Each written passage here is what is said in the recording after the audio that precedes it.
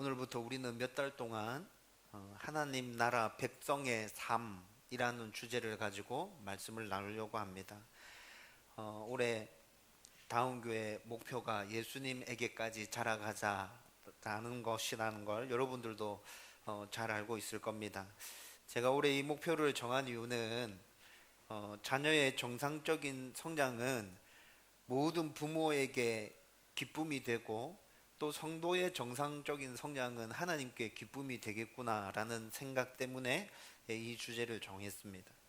아기가 태어나서 육체적으로, 정신적으로, 또 정서적으로 모든 부분에 있어서 그 아기가 정상적으로 잘 자라가고 있다면 그 자체만으로도 부모의 기쁨이 되고 있는 거죠. 2017년에 다음 교회가 내년에 어떤 방향성을 가지고 나가면 좋을까 참 기도하면서 생각을 많이 했었습니다. 그런데 그때 기도하면서 생각하던 중에 이 정상적인 자람에 대해서 자꾸 생각하게 되더라고요. 제가 생각할 때 다음 교회가 2017년 1월 첫째 주에 개척해서 예배를 드리기 시작했잖아요. 한 해를 지나면서 모든 부분에 있어서 안정되어졌고 모든 것들이 잘 갖추어졌다 생각했었습니다. 1년 동안 그렇게 교회가 모든 부분에 있어서 잘 갖추어져 왔으면 이제는 정상적으로 성장해 가면 되겠구나라는 생각이 들었죠. 그래서 2018년을 시작하면서 예수님에게까지 자라가자라는 목표를 정했던 겁니다. 여러분, 우리가 신앙생활을 해 가는 가운데 신앙과 인격과 건강과 또 가정과 자녀와 우리의 생업과 교회와 우리의 인간 관계들 모든 부분에 있어서 자라가는 그 은혜와 복이 넘쳐나게 되기를 주님의 이름으로 축원드립니다. 여러분, 이런 모든 부분들을 붙들고 저는 저와 여러분들이 다운 교회가 건강하게 성장하기를 매일 기도하고 있습니다. 그리고 이 목표에 맞춰서 올해 말씀을 함께 나누기 시작했는데 올해 함께 시리즈 말씀 나눴던 게 우리의 정체성과 관련된 부분이었습니다. 그리고 이어서 예수님이 또 어떤 분이신지에 대해서 말씀을 나누었죠. 여러분, 제가 이렇게 말씀을 나눈 이유는 자라야 될 대상은 누구입니까? 우리거든요. 나거든요. 그러면 나는 어떤 존재인지, 나는 어떤 상황 가운데 있는지, 성경이 나에 대해서 뭐라 말씀하시는지 알아야겠죠. 자라야 될 대상이 나이기 때문에 그래서 정체성, 자기 정체성과 관련된 말씀을 함께 나누었고요. 내가 누구인지 알았다면 그 다음에는 나를 자라게 하시는 분, 예수님, 나에게 은혜 주시는 분, 나를 붙들고 나를 지켜주시고 보호해 주시는 분, 그분에 대해서 알아야 될 필요가 있다 생각해서 예수님이 어떤 분이신지에 대해서 쭉 함께 말씀을 나눈 것입니다. 그리고 이제 내가 어떤 존재인지 알았고 나를 자라게 하시는 분이 어떤 분인지 알았다면 그러면 어떻게 내가 자라야 하는지에 대해서도 함께 생각해야 될 필요가 있을 것 같다. 그런 결론에 이르게 되어서 하나님 나라 백성의 삶이라는 주제를 가지고 여러분들과 함께 말씀을 나누려고 하는 것입니다. 여러분, 그런데 올해 제가 예수님에게까지 자라가자라는 목표로 기도하고 말씀을 나누면서 계속 소망하는 것이 있습니다. 저와 여러분들이 하나님을, 예수님을 더 깊이 알아가는 것입니다. 저와 여러분들이 더 풍성히 하나님의 은혜, 예수님의 은혜를 경험할 수 있으면 좋겠다, 간절하게 소망되어지는 것입니다. 여러분, 이것은 오늘 시작하면서 제가 계속 강조하고 있는 부분이죠. 저와 여러분들의 신앙 수준이 다르다는 것을 제가 잘 알고 있습니다. 우리 성도님들 간에도 신앙 수준이 다 다르고 신앙생활의 연차가 다 다르다는 것을 제가 알고 있습니다. 그래서 제가 소망하는 것은 목사의 신앙 수준까지 여러분들이 한순간에 그렇게 자라고 성장하고 성숙하기를 기대하고 소망하고 있는 것이 아닙니다. 여러분들 각자 그 수준에서 올 한 해를 지나면서 좀 더 나아지고 좀 더 성숙해지고 하나님에 대한, 예수님에 대한 지혜가 좀 더 깊어지고 넓어지기를 소망하면서 기도하고 있는 것이죠. 여러분, 이렇게 하기 위해서 우리는 말씀을 읽고 말씀에서 하나님을 뭐라 얘기하고 있는지, 예수님을 뭐라 설명하고 있는지 알 필요가 있죠. 그래서 성경을 읽어보자고 말씀드렸던 겁니다. 여러분, 이렇게 자라고 성장하기 위해서 나에게 복 주시고 나에게 은혜 주신다고 하는 그 하나님과 대화를 주고 받아봐야 될 거 아니에요? 그래서 기도하자고 말씀드리는 거죠. 여러분들이 하나님에 대해서, 예수님에 대해서 알고 싶은 마음을 가지고 성경을 읽고 있다면, 짧은 시간이지만 그 하나님과 대화를 지속해서 하고 있다면, 여러분 분명히 올 한 해 지금 있는 그 수준보다는 더 많이 자라고 성숙해져 있는 나를 발견하게 될 것입니다. 여러분, 이런 모습이 1년, 2년, 3년, 4년, 10년, 20년 쌓여간다 생각해 보십시오. 여러분, 정말 많이 자라 있겠죠? 정말 많이 성숙해져 있겠죠? 여러분, 그래서 제가 몸부림이라는 단어를 굉장히 좋아하고요. 여러분들에게 그렇게 몸부림치면서 함께 가자고 그렇게 온 마음을 다해서 호소하고 있는 거예요. 여러분, 우리가 성경을 읽고 기도하고 예수님에 대해서, 하나님에 대해서 더 많이 알기를 소원하면서 그분과 대화하면서 그분 안에 평안을 누리기를 간절히 소망하는 그 마음을 가지고 매년 이렇게 몸부림치며 노력하며 나아간다면, 여러분, 우리는 정말 예수님에게까지 자라져 있을 겁니다. 저와 여러분들에게 그 은혜가 넘쳐나게 되기를 주님의 이름으로 축원드립니다. 오늘부터 시작해서 하나님 나라 백성의 삶, 이 주제를 가지고 이제 몇 달 동안 말씀을 생각할 거라고 했는데, 내가 예수님에게까지 자라기 위해서 내가 어떤 삶을 살아야 하는지, 하나님의 백성인 나에게 예수님은 어떤 삶을 살라고 하시는지 내가 귀와 마음을 열고 그 말씀을 받겠노라. 여러분, 이렇게 결단함으로 말씀을 대할 수 있게 되기를 주님의 이름으로 축원드립니다. 여러분, 하나님 나라 백성의 삶 주제로 우리가 함께 나누려고 하는 말씀은 마태복음 5장에서부터 7장까지 산상수훈이라고 알려져 있는 말씀을 함께 쭉 나누고 갈 것입니다. 여러분, 산상수훈이라는 이 표현은 우리나라식의 한자어 표현인데, 이거 풀어서 설명하면 예수님께서 산에서 가르치신 말씀이라는 뜻입니다. 예수님께서 산에서 수많은 사람들에게 가르침을 베풀고 있거든요. 여러분, 이 말씀은 그리스도인들이 굉장히 좋아하는 말씀입니다. 뭐로 잘 알려져 있죠? 팔복이라고 잘 알려져 있습니다. 지금 다음 주부터 우리가 팔복에 대한 말씀 생각할 텐데, 팔복의 말씀으로 성도들에게 굉장히 잘 알려져 있습니다. 그런데 여러분, 마태복음 5장부터 7장까지 이 말씀은 하나님의 백성인 사람들의 삶에 대한 말씀이라는 걸 여러분 알고 계십니까? 이 땅에 하나님 나라가 시작되었고, 예수님을 믿는 너희들이 하나님의 백성이고, 예수님 믿는 너희들, 하나님의 백성인 너희들이 어떤 삶을 살아야 되는지에 대한 설명이 산상수훈이라고, 마태복음 5장부터 7장까지 그 설명이 쭉 이어져 있다고. 예수님께서는 하나님 나라와 복음을 전하기 시작할 때 먼저 세례 요한에게 세례를 받으십니다. 그리고 마귀에게 시험을 받으시죠. 이 내용이 마태복음 1장부터 4장까지 이렇게 쭉 기록되어져 있습니다. 그리고 난 후에 본격적으로 이제 하나님 나라와 복음을 선포하기 시작하는데, 마태복음 4장 17절 말씀 우리 같이 한번 읽어보십시다. 다 같이 읽겠습니다. 시작. 이때부터 예수께서 비로소 전파하여 이르시되 회개하라, 천국이 가까이 왔느니라 하시더라. 아멘. 세례 받고 또 마귀에게 시험 받으시고 난 후에 이때부터 하나님 나라와 천국 복음을 전파하기 시작하는 거죠. 여러분, 이렇게 예수님께서 하나님의 나라와 복음을 본격적으로 전파하시면서 12제자들을 불러 모으시거든요. 그리고 12제자들을 불러 모으신 후에 이스라엘 방방곡곡을 다니면서 전도 여행을 시작하게 됩니다. 그리고 이 전도 여행 중에 복음을 선포하실 뿐만이 아니라 병자들, 귀신 들린 자들, 간질하는 자들, 중풍병에 걸린 자들, 이런 사람들에게 기적을 베푸심으로 치유의 은혜도 함께 허락해 주십니다. 예수님의 가르침과 예수님의 이 기적을 통한 치유의 은혜를 경험한 사람들이, 그것을 눈으로 목격한 사람들이 예수님을 따르기 시작하는 거죠. 여러분, 성경에 예수님께서 가르침을 베푸시는 모습들이 굉장히 많이 나타나잖아요. 그 가르침 가운데 권능이 나타났다고 성경은 계속 말씀하고 있거든요. 그런데 이 권능은 헬라어 단어로 살펴보면 신적인 권능입니다.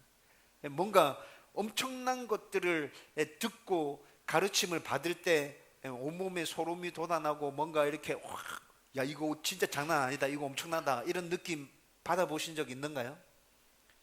신적인 권능이 예수님의 가르침 가운데 나타났거든요. 여러분, 예수님께서 가르칠 때마다 그 가르침을 받는 사람들이 그런 느낌 받았다는 거예요. 야, 저분의 가르침이 지금 장난 아니구나, 엄청난 거구나, 야, 저거 진짜 붙들어야 내가 살겠구나 라는 느낌이 강력하게 확 들어오는 거죠. 그와 동시에 기적을 베푸시는 모습까지 사람들이 눈으로 확인하고 있습니다. 여러분, 이런 모습들을 보면서 사람들은 저분이 우리가 기다리고 있는 메시아 맞는갑다 라는 생각이 든 거죠. 마태복음 4장 25절 말씀도 같이 읽어보십시다. 다 같이 읽습니다. 시작.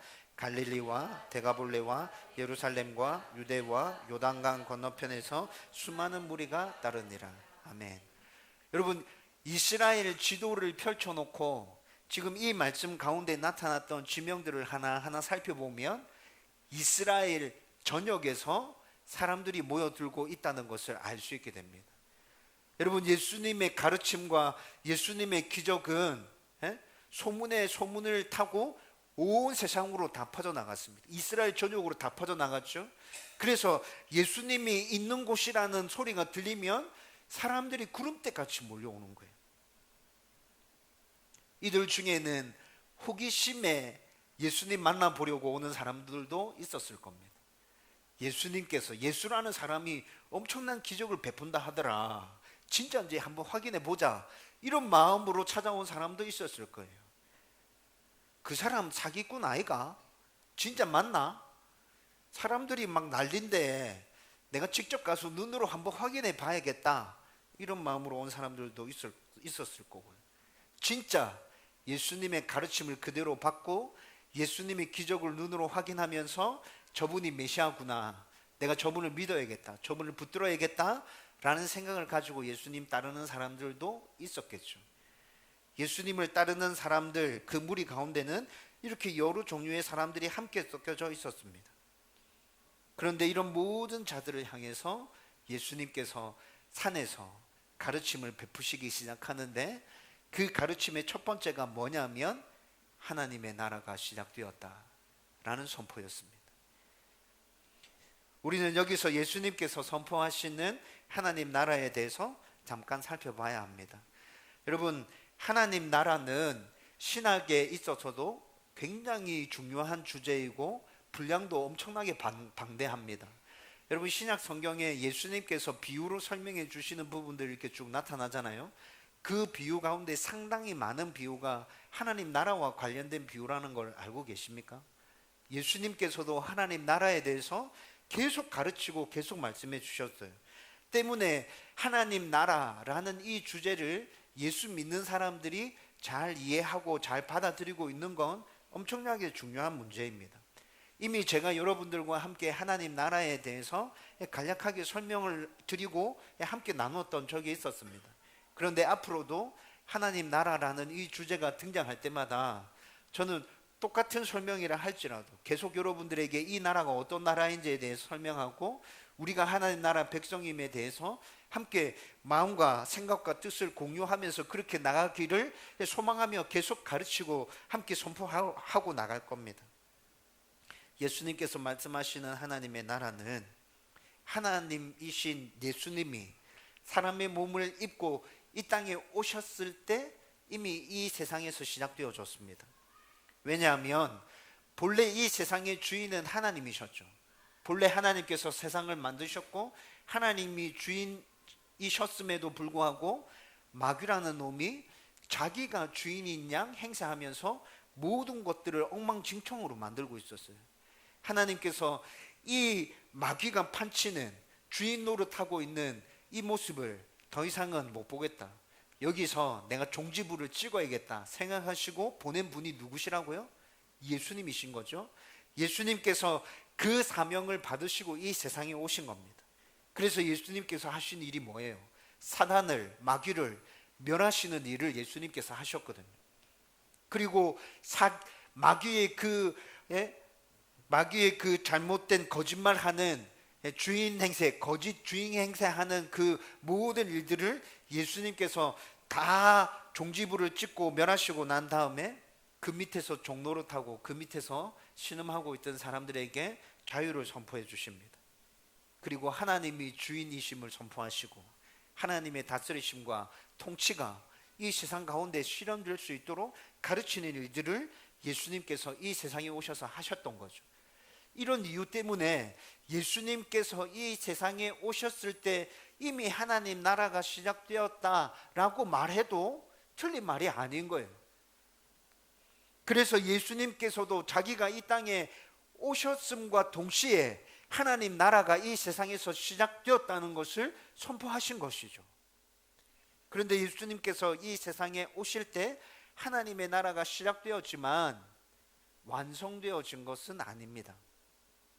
가짜 주인 행세를 하던 그 마귀를 예수님께서 한판 붙으시고 마귀의 머리를 짓밟으셨죠. 그래서 마귀가 예수님과의 싸움에서 완전히 졌습니다. 이제 더 이상 마귀는 이 세상의 주인이 아님이 온 천하에 밝히 드러났죠. 그렇지만 마귀는 이 사실을 받아들일 수가 없어요. 최후의 발악을 지금 하고 있는 거죠. 왜 받아들일 수 없습니까? 여러분, 마귀 입장에서 한번 생각해 보세요. 하나님의 나라가 이 땅 가운데 시작되었다. 하나님의 다스리심과 통치가 지금 이 땅 가운데 임하고 있다라고 한다면 마귀 입장에서는 자기가 서 있어야 될 자리가 어디입니까? 자기가 붙어 있을 곳이 없는 거예요. 멸망인 거예요. 끝인 거예요. 죽음인 거예요. 여러분, 마귀가 이 사실을 쉽게 받아들이고 인정하고 싶겠어요? 머리는 이미 박살이 났습니다.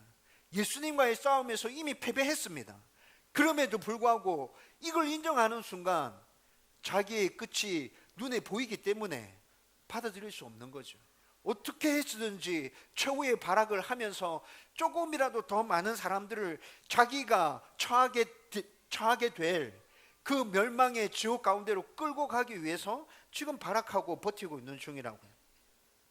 마귀의 이런 모습은 예수님께서 다시 이 땅에 오시는 그날, 심판에 주로 임하시는 그날 완전히 다 끝나게 될 것입니다. 그리고 하나님의 나라도 그때 완벽하게 세워지게 될 것입니다. 이런 이유 때문에 성경에서는 하나님의 나라가 예수님이 이 땅에 오심과 동시에 시작되어졌지만 아직 완벽하게 그 나라가 이 땅 가운데 세워진 건 아니야. 마지막 날, 예수님 재림하시는 그날, 심판의 그날 완성되어질 거야 라고 성경이 우리에게 계속 그렇게 하나님 나라에 대해서 말씀해 주고 있습니다. 그런데 예수님께서는 하나님의 나라가 임했음을 선포하시면서 동시에 하나님 나라 백성의 삶이 어떠해야 하는지에 대해서도 가르치고 계신다고요. 여러분, 좀 전에 우리가 방금 예수님이 이 땅에 오시면서 하나님의 나라가 이미 시작되었다고 제가 설명해 드렸죠. 그 나라의 백성은 예수님을 믿는 사람들, 이다는 것도 말씀드렸습니다. 그러므로 하나님의 나라, 그 나라에 다스리는 분 하나님, 그 나라의 백성, 우리가 존재하기 때문에 그 나라 백성들이 지켜야 될 법도 필요하게 되는 거죠. 그래서 예수님께서는 하나님 나라의 시작을 알림과 동시에 하나님 나라 백성이 지켜야 될 법도 함께 가르쳐주고 계신 것입니다. 그리고 예수님께서 선포하시는 하나님의 나라는 이 세상 나라와는 완전히 다른 나라입니다. 만물을 창조하시고 주인이신 하나님께서 다스리고 통치하시는 그 나라는 여러분, 민족과 시간과 공간을 초월하는 나라입니다. 따라서 하나님의 나라는 세상의 원리와 세상의 규칙, 세상의 법으로 움직이는 나라가 아니라 하나님께서 다르게 말씀해 주시는 하나님의 원리와 하나님의 법에 따라서 움직이는 나라인 거죠. 그러므로 하나님 나라 백성은 이 세상에 발을 딛고 산다고 할지라도 하나님의 법을 지키면서 살아야 하는 것입니다. 하나님의 이 법은 세상 법보다 훨씬 높고 깊고 많은 것들을 다 포괄하는 상위에 있는 법이라고요. 또 이 법을 지켜야 할 사람은 바로 하나님 나라의 백성이라고 말씀드렸죠. 이 법을 지켜야 하는 하나님 나라 백성이 되는 것이 이 법을 지켜야 하나님 나라 백성이 되는 것이 아니라 하나님 나라의 백성이기 때문에 이 법을 지켜야 한다는 것입니다. 여러분, 이 설명은 정말 중요한 설명입니다. 여러분, 이것이 잘 이해되어지지 않기 때문에 교회 안에서 신앙생활을 하고 있음에도 불구하고 하나님 나라 백성이 아닌 사람들이 정말 많습니다. 하나님 나라 백성이 되는 것은 예수님을 믿음으로 되는 것이라 말씀드렸죠. 여러분, 다른 거 필요 없어요. 오직 예수님 믿음으로 우리가 하나님 나라 백성이 되는 것입니다. 우리의 행위와 우리의 노력이 그 안에 절대로 포함될 수 없습니다. 그냥 믿음입니다. 이것에 대해서 지난 8주 동안 우리가 예수님이 누구신지에 대해서 나누면서 지금까지 함께 생각해 왔던 부분이라고요. 그렇게 예수님을 믿음으로 우리는 조건 없이 하나님 나라의 백성이 되었기에 하나님 나라의 법을 지켜야 하는 것입니다. 여러분, 이것은 구약시대 출애굽한 이스라엘 백성들이 시내산에서 하나님과 언약을 맺을 때와 같은 이치입니다. 이스라엘 백성들이 출애굽하잖아요. 그리고 출애굽해서 제일 먼저 광야에 정착한 곳이 시내산이었습니다. 그 시내산에서 정착한 이스라엘 백성들에게 하나님께서는 어떤 말씀을 주셨는지 출애굽기 19장에서 24장까지 말씀이 쭉 이어지거든요. 여러분, 제일 먼저 시내산에서 하나님과 이스라엘 백성들이 하셨던 일이 뭐냐면 언약을 맺는 거였습니다. 하나님과 이스라엘 백성들이 언약을 맺는다고요. 그런데 이 언약은 하나님 편에서 일방적으로 선포하시는 언약이었습니다. 내가 너희들에게 이렇게 해줄 거야. 너희들은 아무것도 안 해도 돼. 그냥 가만히 있어. 너희들 할 거 아무것도 없어. 어떤 언약입니까? 나는 너희의 하나님이 되고 너희는 나의 백성이 될 것이다. 다른 조건 아무것도 없다. 내가 이렇게 할 거야. 너희 내 백성이야. 나는 너희 하나님이야. 시내산에서 이스라엘 백성과 하나님이 제일 먼저 맺었던 언약이 이 언약이었습니다. 이 언약을 체결하고 난 이후에 하나님께서 선포하십니다. 너희가 나의 백성이 되었기 때문에 이제부터 나의 법을 지키면서 살아 라고 하나님께서 말씀해 주시죠. 그렇게 말씀해 주시는 법이 바로 십계명인 것입니다. 여러분, 십계명을 지켜야 하나님의 백성이 되는 것입니까? 아니요. 여러분, 말씀을 읽으면서 그 순서가 어떻게 되는지 한번 확인해 보세요. 하나님께서 일방적으로 백성이 되는 은혜를 주셨고 너희가 나의 백성이기 때문에 이 법을 지키라고 십계명을 주고 계시는 거죠. 여러분, 그렇게 십계명을 주신 하나님은 그 이후에도 시내산에서 1년 동안 이스라엘 백성들을 머무르게 하시면서 제사법을 허락해 주십니다. 나와 만나기 위해서는 백성이면 군주와 백성이 자주 만나야 되잖아요. 그렇죠? 나와 만나기 위해서는 너희들이 이런 절차와 이런 법을 가지고 나한테 와야 돼. 그냥 아무렇게나 오면 너희들 큰일 나. 그래서 제사법을 말씀해 주시죠. 나와 만나는 장소는 성막이야. 성막을 이렇게 만들어. 그래서 성막까지도 말씀해 주십니다. 여러분, 하나님의 백성이 된 이스라엘 백성들에게 이렇게 지켜야 될 법과 만날 수 있는 절차와 만날 수 있는 장소까지 만드는데 그 기간이 1년 걸렸습니다. 그래서 시내산에서 그렇게 1년 동안 머무르면서 이 모든 일들이 다 끝나고 난 이후에 가나안 땅을 향해서 본격적으로 행군이 시작됩니다. 여러분, 이 사실이 오늘 산상수훈을 통해서 하나님 나라 백성이 지켜야 될 법을 선포해 주시는 예수님의 가르침과 동일하다는 것입니다.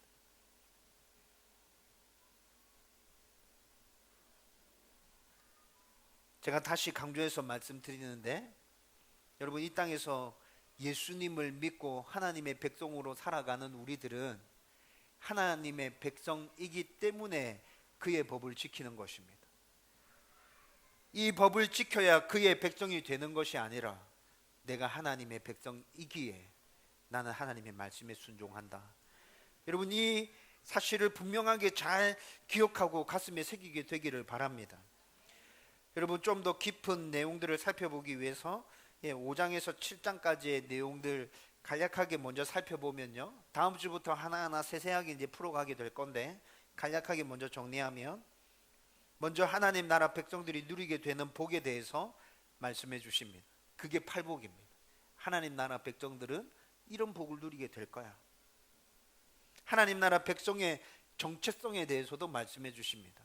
내 나라 백성은 이런 정체성을 가지고 살아가야 된다. 하나님의 의를 실천하는 것에 대해서도 말씀해 주십니다. 그리고 세상 사람들이 가지고 있는 그 일반적인 법에 대한 하나님의 기준은 어떠한지에 대해서도 말씀해 주십니다. 하나님의 백성들이 가지고 있어야 할 일반적인 삶에 있어서의 규칙도 말씀해 주십니다. 이웃을 어떻게 대할 것인지에 대해서도 말씀해 주십니다. 여러분, 이런 말씀들을 쭉 풀어주시면서 너희는 나의 백성이기 때문에 앞으로 이런 법을 지키면서 살아야 한다라고 말씀해 주시는 거죠. 여러분, 예수님의 이 가르침을 통해서 우리는 몇 가지 것들을 생각할 수 있습니다. 먼저 첫 번째는 하나님 나라 삶의 방식과 세상의 삶의 방식은 다르다는 것입니다.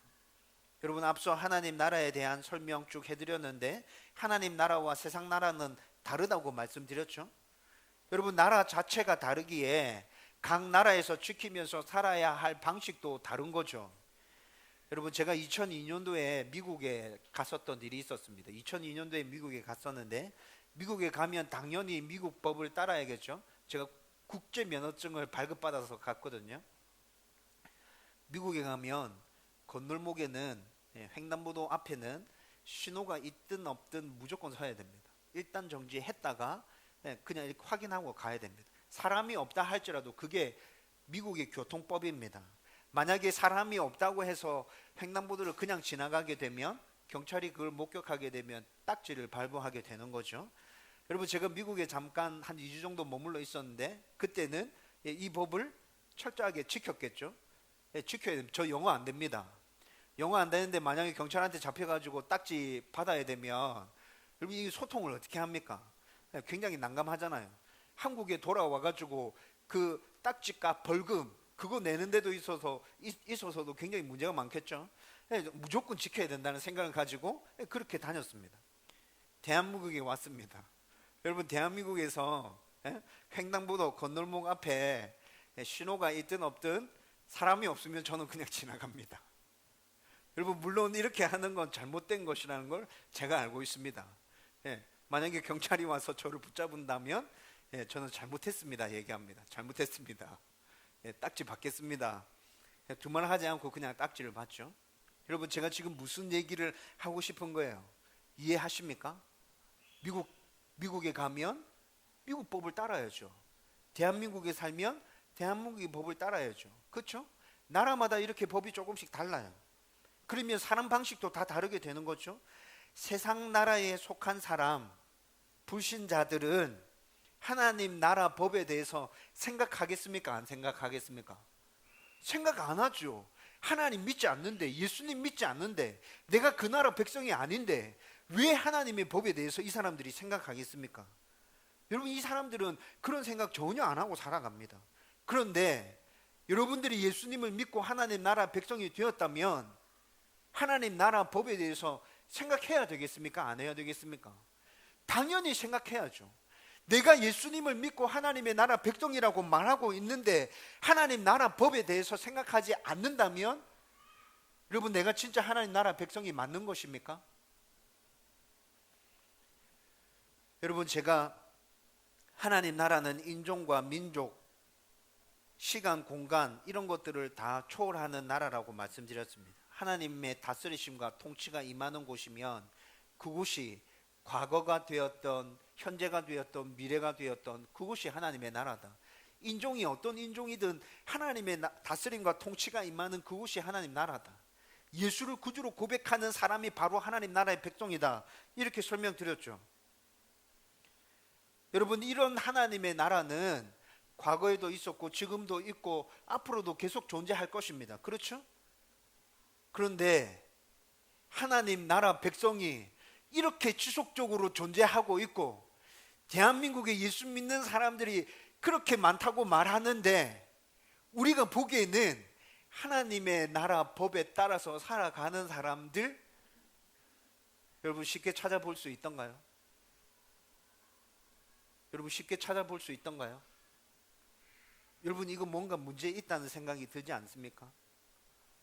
대한민국에 퍼센테이지 많이 줄어서 25%까지 뭐 찍었다 이렇게 얘기할 때 있었는데, 퍼센테이지 많이 줄어서 17%, 18% 얘기하고 있습니다.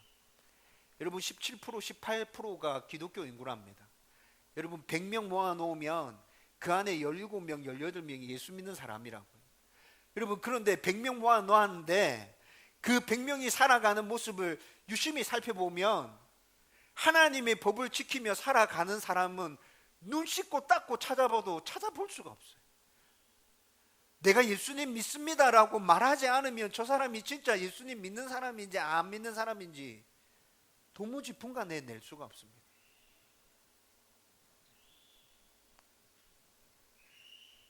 여러분, 이렇게 살아가서는 우리의 변화, 우리의 성숙, 우리의 성장, 이런 것들은 도무지 기대하기가 어렵습니다. 여러분, 이런 이유 때문에 예수님께서도 지금 하나님 나라가 임했다라고 선포하시면서 동시에 바로 하나님 나라 법에 대해서도 가르치고 계신 거죠. 여러분, 이 말이 무슨 말이에요? 하나님 나라 백성은 하나님 나라 법을 지켜야 된다. 이거 같이 가는 거야. 따로 가는 거 아니야. 주님께서 지금 이 얘기를 하고 계시는 거죠. 두 번째는 예수님에게까지 자라기 위해서도 하나님 나라 백성은 하나님 나라 법을 반드시 지켜야 합니다. 여러분, 앞서 말씀드렸듯이 앞으로 우리가 나눌 산상수훈의 말씀은 세상의 법을 다 포괄하고 세상의 법을 훨씬 뛰어넘는 굉장히 깊고 넓은 법입니다. 영적인 것뿐만이 아니라 정서적인 것, 그리고 이 세상의 법적인 것까지도 이 하나님의 나라 법 안에 모든 것들이 다 포함되어져 있다고요. 예수님도 하나님 나라의 법을 가르치면서 동시에 이 법을 지킴으로 먼저 모범을 보여주셨습니다. 그리고 우리를 대신해서 완벽하게 이 법을 지킴으로 무엇이든지 이제 더 이상 법의 문제로 우리를 얽어매지 못하도록 예수님께서 완전한 그런 일들을 이루어 주신 거죠.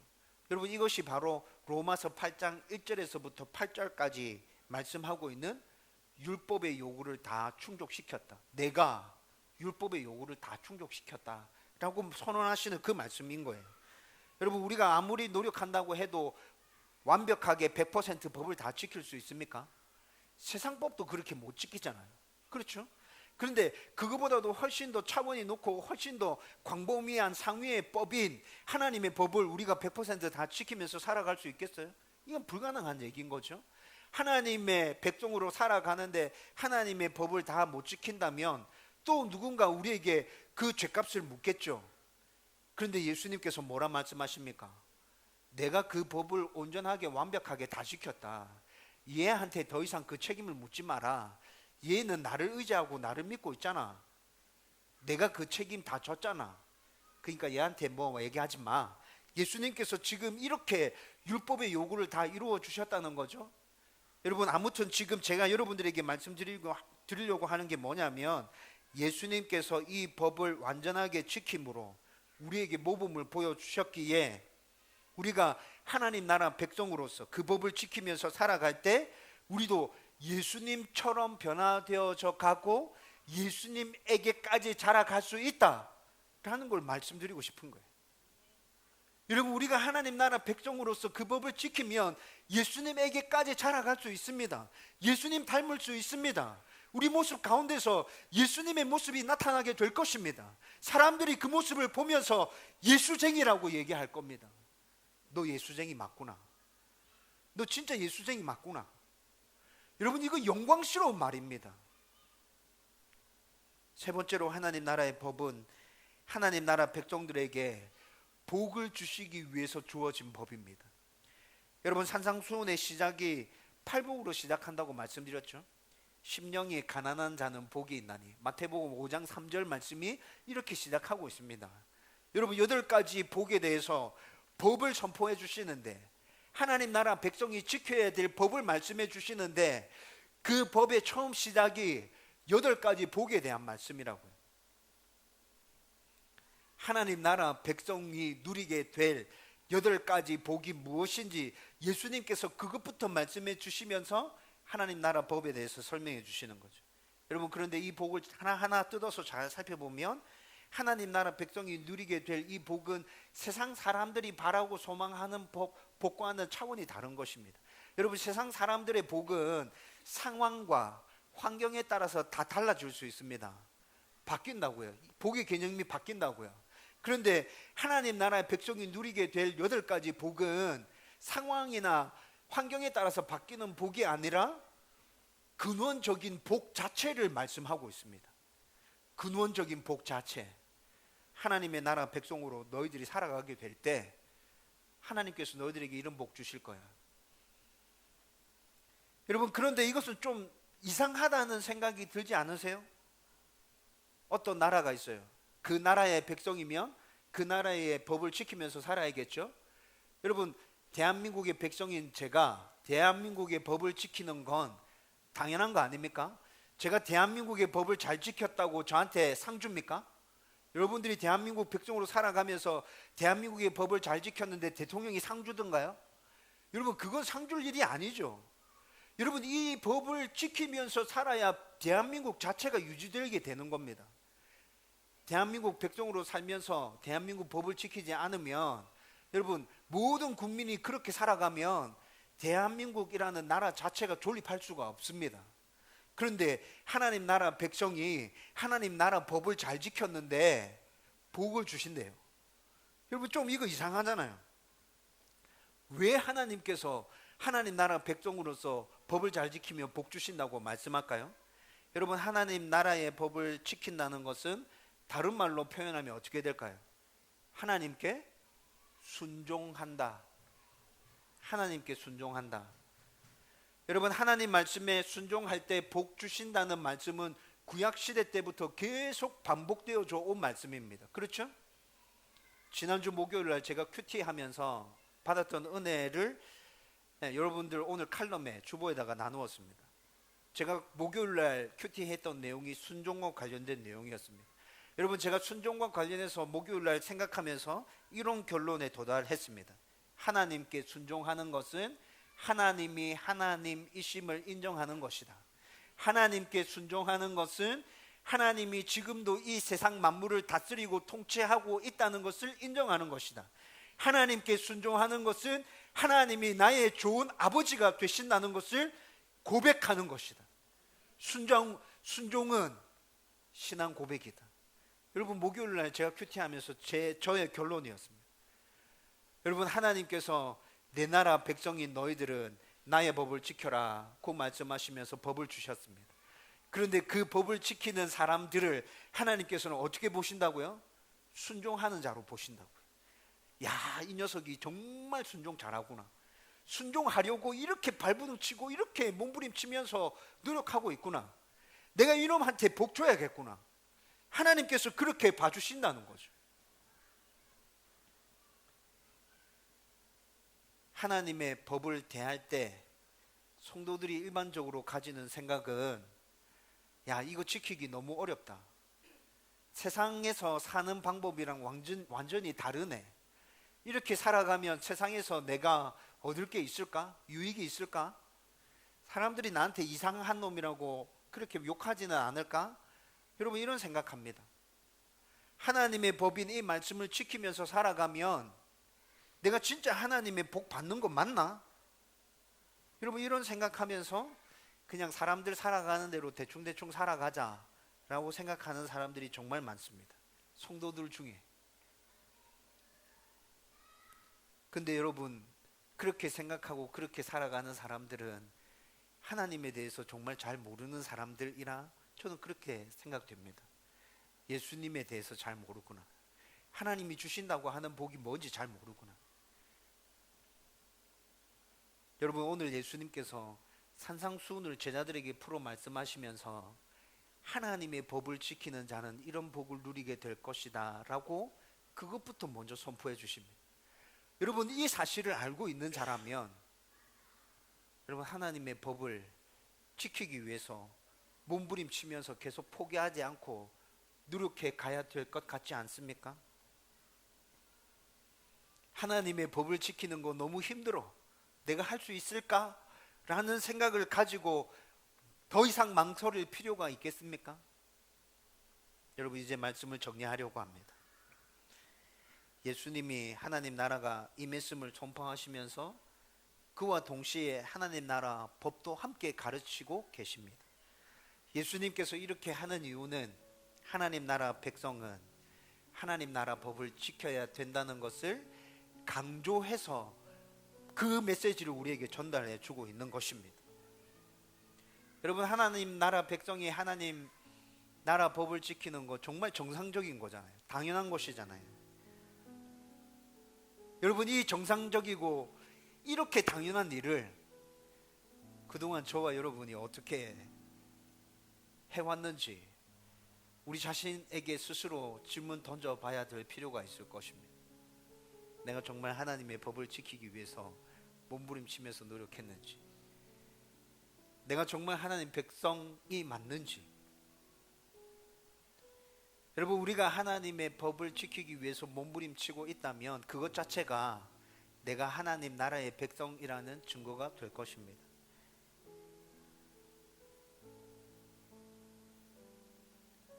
그런데 이런 몸부림과 이런 노력 없이 나는 예수님 믿어요, 나는 하나님 나라 백성이 맞아요 라고 말한다면 여러분, 누가 인정해주고 누가 믿어주겠습니까? 네 하나님 나라 백성 맞나? 근데 니는 왜 그 나라 법을 안 지키노? 니 이상하네. 니 딴 세상 사람 같다. 야, 딴 나라 사람이네. 사람들이 이렇게 얘기하겠죠. 하나님 나라 법을 지켜야 된다는 거 알겠는데 목사님, 그거 지키기 너무 힘들어요, 어려워요. 이렇게 얘기하고 싶습니까? 오늘 여러분들에게 하나님께서 말씀하십니다. 내가 도와줄게. 얘들아, 내가 도와줄게. 내가 너희들에게 완벽하게 그 법을 지키라고 요구하는 것 아니야. 그냥 내 나라 백성답게 살려고 애쓰고 몸부림치는 모습 있으면 돼. 내가 도와줄게. 그리고 너희들이 그렇게 살려고 애쓰고 노력한다면 내가 너희들에게 복 줄 거야. 너희들과 함께 할 거야. 내가 동행해 줄 거야. 걱정하지 마라. 오늘 이 아침에 주님께서 그렇게 우리에게 말씀해 주십니다. 여러분, 다음 주부터 산상수훈 본격적으로 여러분과 말씀 나눌 것입니다. 하나님의 나라 백성인 저와 여러분들이 그 말씀을 진지하게 받고 내가 정말 어떻게 해서든지 이 말씀을 붙들고 몸부림치면서 살아가야겠다, 그 결단을 가지고 말씀 앞에 다시 설 수 있기를 주님의 이름으로 축원드립니다.